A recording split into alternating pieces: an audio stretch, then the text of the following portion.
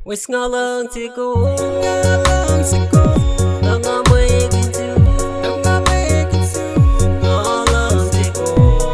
Tanga megini daso Wes ngalang tiku Tanga megitu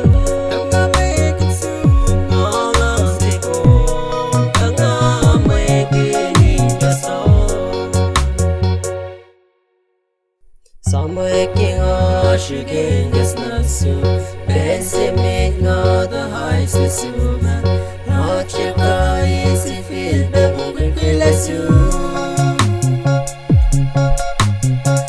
shaking on sham assume shaking on pepa assume shaking on phone kaya assume wis ngalang tiku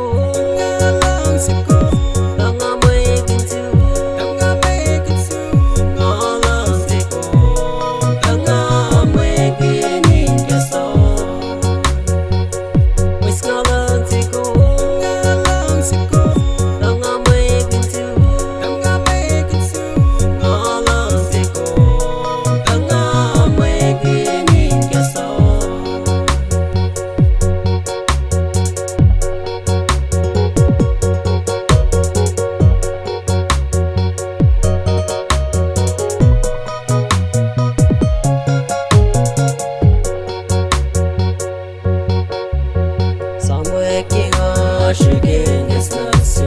busy make not the highest assume not your guys if it be moving kill assume shaking on sham assume shaking on pepa assume shaking on phone kaya assume wis ngalang tiku